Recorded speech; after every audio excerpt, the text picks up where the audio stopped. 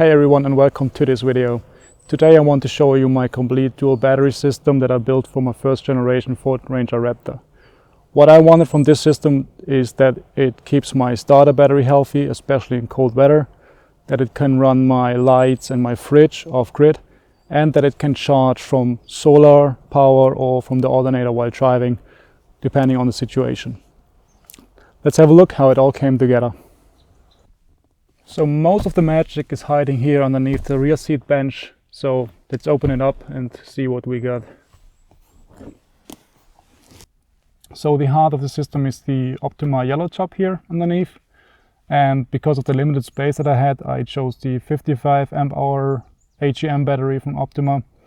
And because I didn't just want to throw it underneath, I also welded this battery mounting system myself, and also for like the fuse holder and the Victron Energy SmartShunt that I will show you later.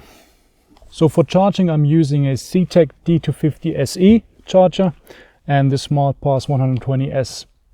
The system automatically manages the power between my starter battery and my second battery, and it allows me to charge from the alternator and from solar power, depending on the situation where I am, like camping or driving. So that's what I wanted. What I really liked about this installation is that the CTEK manuals explain everything extremely well. Wiring diagrams, including wire sizes, fuse placement and safety notes. So even if you're not a super technician, you can follow the documentation and get it right.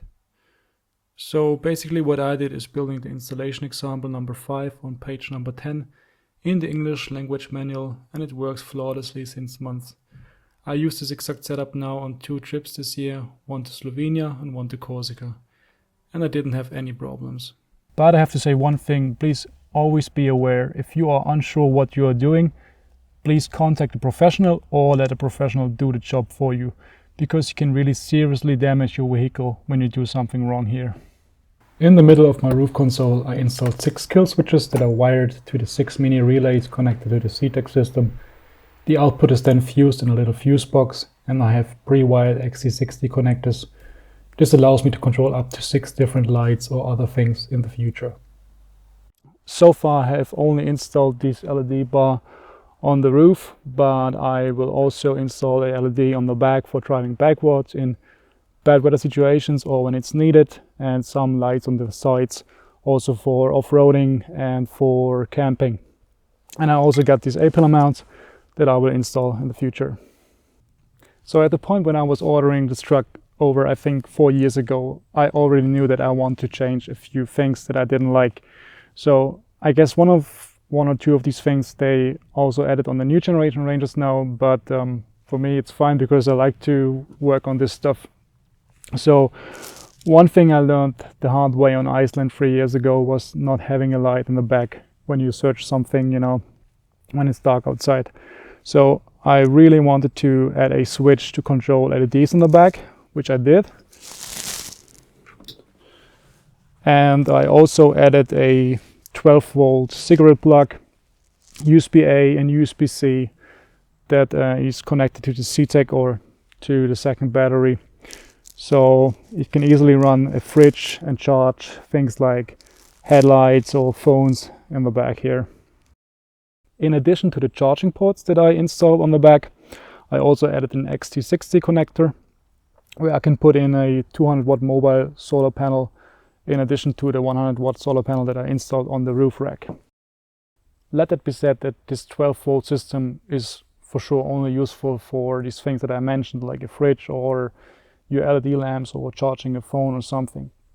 If you want to use a tools or like an induction cooking field or something, this power is for sure not enough. So for this I am testing this Delta 3 Plus at the moment, and I will eventually review it next year when I have used it a lot. So yeah.